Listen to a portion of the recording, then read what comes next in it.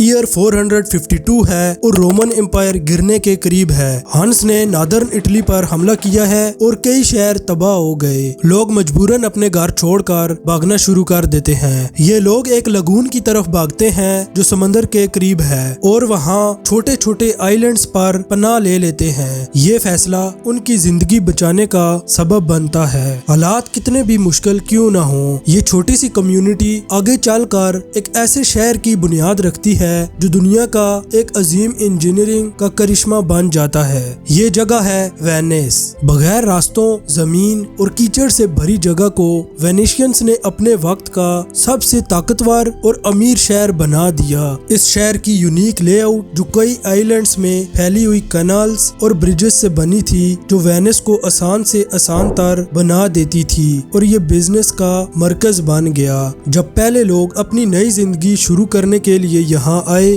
तो उनके पास तमीर करने के लिए बहुत बेकार जमीन थी।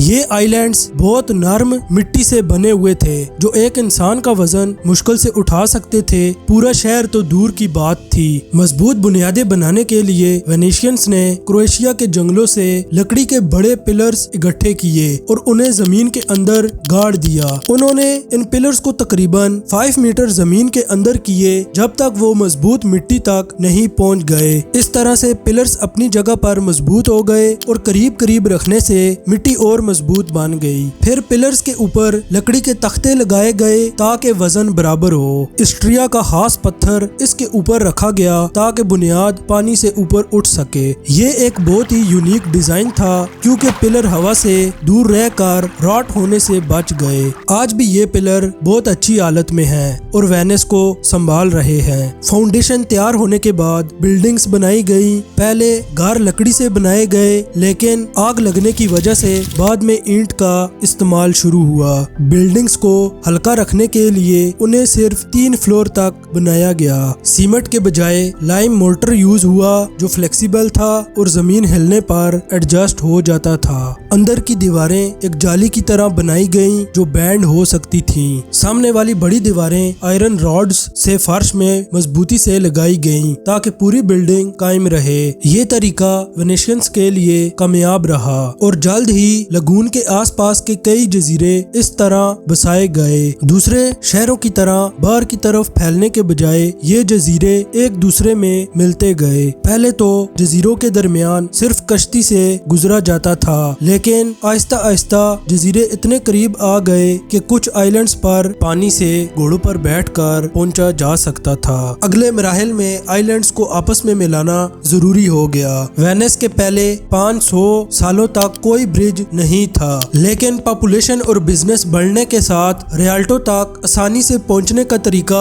ढूंढना जरूरी हो गया। इस पर डोश ऑफ वेनिस ने एक प्राइस का ऐलान किया उन इंजीनियर्स के लिए जो बेहतरीन ब्रिज का डिजाइन बना सके। वेनिस को छोटे आइलैंड से एक बड़ा शहर बनाने के लिए ब्रिज बनाना जरूरी था। पहला ब्रिज एक सिंपल पंटून ब्रिज था जो वेनिस के 2 बड़े हिस्सों को जोड़ता था और रियाल्टो तक आसानी से पहुंचने में मदद करता था। इस ब्रिज को बाद में लकड़ी का ब्रिज बनाया गया लेकिन ये जल कर गिर गया और फिर एक मजबूत पत्थर का ब्रिज बनाया गया। इस ब्रिज को बनाने के लिए 12,000 लकड़ी के पिलर्स जमीन के अंदर डाले गए और 10,000 टन पत्थर उस पर रखा गया। आज तक ये ब्रिज मजबूत है और वेनिस के बीच का मेन रास्ता बना हुआ है। इसके बाद स्टोन ब्रिजेस हर जगह बनने लगे और वेनिस एक छोटा शहर बन गया जो सिर्फ कनल्स से बना था। इसने वेनिस को बहुत फायदा दिया क्योंकि कनल्स के जरिए गुड्स और ट्रैफिक आसानी से हर जगह पहुंच सकती थी। वेनिस में पेडेस्ट्रियंस और घोड़ों के ट्रैफिक का मसला नहीं था क्योंकि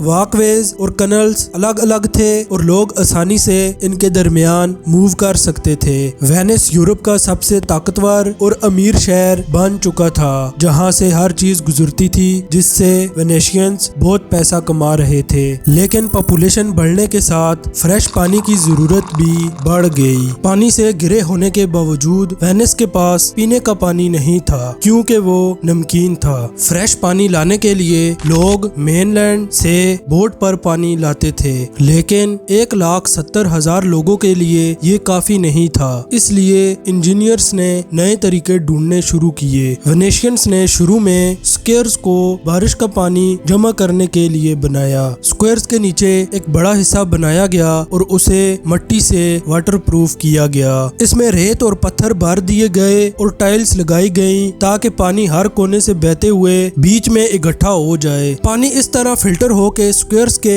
बीच में बने कुएं तक पहुंचता, यानी वेनिस के 600 से ज्यादा कुएं इस तरह पानी से भर जाते थे। इस तरह पानी का मसला तो हल हो गया, लेकिन अब भी एक बड़ा मसला रह गया था, गंदगी। वेनेशियंस ने शहर को गंदगी से बचाने के लिए एक नया तरीका बनाया। लोग पहले अपना कचरा सीधा खिड़की से निकालकर सड़क या कैनाल्स में फेंकते थे। 16वीं सेंचुरी में उन्होंने अंडरग्राउंड टनल्स बनाए जो हर घर का कचरा इकट्ठा करते और कैनल्स में ले जाते। इसमें यह होता था कि जब लगून का पानी कम होता तो सॉलिड कचरा नीचे जमा हो जाता और लिक्विड कैनल्स में बह जाता। फिर जब पानी का लेवल बढ़ता तो वो टनल को भर कर कचरे को भी साथ ले जाता। इस तरह हर रोज 2 दफा टाइड आने से गंदा पानी निकल जाता और साफ समंदर का पानी वेनिस में आ जाता। वेनिस का नमकीन पानी एक मजबूत डिसइंफेक्टेंट के तौर पर काम करता था और इस निजाम की वजह से सड़कें साफ हो गई थी। आज भी वेनिस की पुरानी इंजीनियरिंग, ब्रिज, टनल्स और बिल्डिंग्स सब हजारों साल पुरानी हैं, लेकिन ये आज भी इस शहर को संभाले हुए हैं। आज की वीडियो के लिए इतना ही। उम्मीद है आपको वीडियो पसंद आई होगी। मिलते हैं अपनी अगली शानदार वीडियो में। अल्लाह हाफिज।